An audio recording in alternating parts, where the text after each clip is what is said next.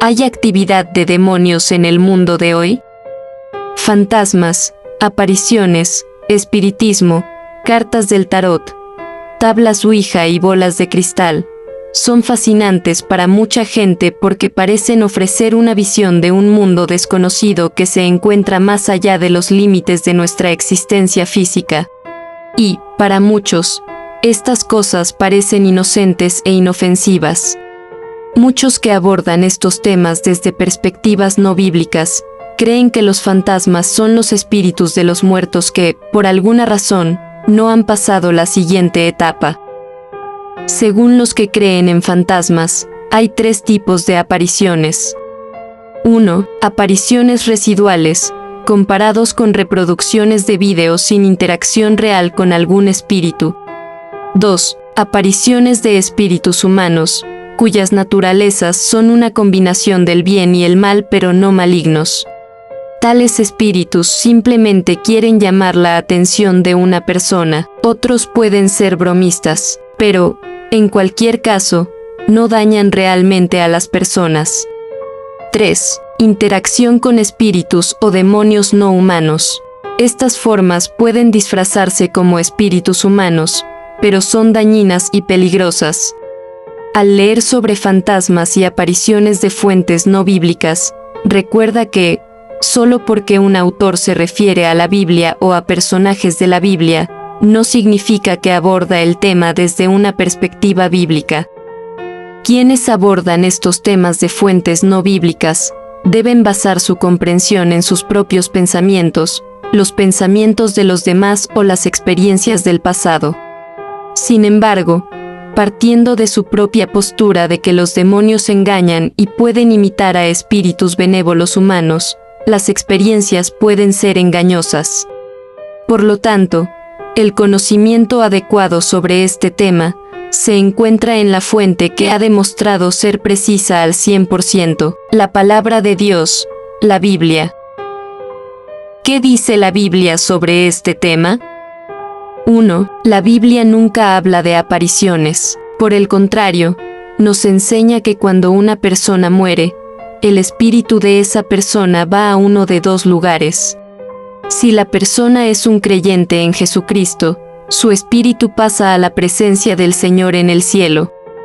Más tarde, él se reencontrará con su cuerpo en la resurrección. Si la persona no es un creyente en Cristo, su espíritu se va a un lugar de tormento llamado el infierno. Si una persona es un creyente o incrédulo, no es posible volver a nuestro mundo para comunicarse o interactuar con la gente, incluso con el fin de advertirle a la gente a huir del juicio venidero. Hay solo 2 incidentes registrados en el que una persona muerta interactuara con los vivos. La primera es cuando el rey de Israel, Saúl, trató de ponerse en contacto con el difunto profeta Samuel a través de un médium. Dios permitió que Samuel fuera perturbado el tiempo suficiente para pronunciar el juicio sobre Saúl por su repetida desobediencia. El segundo incidente es cuando Moisés y Elías interactuaban con Jesús cuando él se transfiguró en Mateo 17, 1, 8. Sin embargo, no había nada fantasmal sobre la aparición de Moisés y Elías. 2. La Escritura habla repetidamente de ángeles que se mueven sin ser vistos. A veces, estos ángeles tienen interacción con personas vivas. Los espíritus malignos o demonios realmente pueden poseer a la gente, morando dentro de ellos y controlándolos. Por ejemplo, Marcos 5, 1, 20. Los 4 evangelios y el libro de Hechos registran varios casos de posesión demoníaca y de ángeles buenos apareciendo y ayudando a creyentes. Los ángeles, tanto buenos como malos, pueden hacer que fenómenos sobrenaturales ocurran. 3. La Escritura muestra que los demonios saben cosas de las cuales los seres humanos son inconscientes.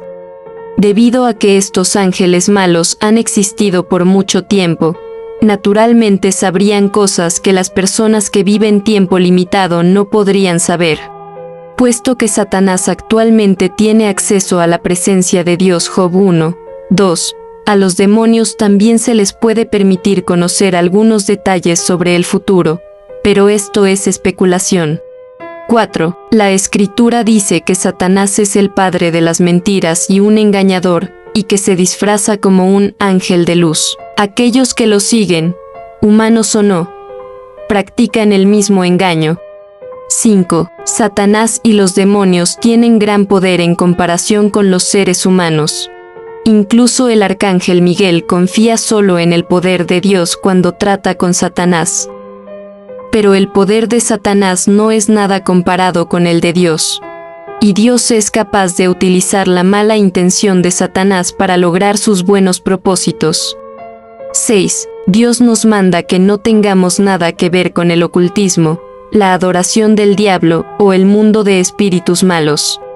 Esto incluiría el uso de médiums, sesiones de espiritismo, tablas Ouija, horóscopos, cartas del tarot, canalizaciones, etc. Dios considera estas prácticas una abominación, y aquellos que se involucran en tales cosas invitan al desastre. 7. Los creyentes de Éfeso dan un ejemplo en el manejo de elementos ocultos: libros, música, joyas, juegos, etc. Confesaron su participación como pecado y quemaron públicamente los elementos. 8. La liberación de la posesión de Satanás se logra a través de la salvación de Dios. La salvación viene por creer en el Evangelio de Jesucristo. Los intentos de deshacerse de la participación demoníaca sin la salvación es inútil. Jesús nos advirtió de un corazón desprovisto de la presencia del Espíritu Santo. Tal corazón es simplemente una morada vacía lista para la habitación de demonios aún peores. Pero cuando una persona viene a Cristo para el perdón de pecados, el Espíritu Santo viene a morar hasta el día de la redención. Algunas actividades paranormales pueden atribuirse a la obra de charlatanes. Parecería mejor entender otros relatos de fantasmas y apariciones como el trabajo de los demonios. A veces estos demonios no hacen ningún intento de ocultar su naturaleza, y en otras ocasiones, utilizan el engaño, presentándose como espíritus humanos sin cuerpo. Tal engaño lleva a más mentiras y confusión. Dios dice que es una tontería consultar a los muertos en nombre de los vivos. Por el contrario, nos dice, a la ley y al testimonio. La palabra de Dios es nuestra fuente de sabiduría. Los creyentes en Jesucristo no deben participar en el ocultismo. El mundo espiritual es real, pero los cristianos no necesitan tenerle miedo.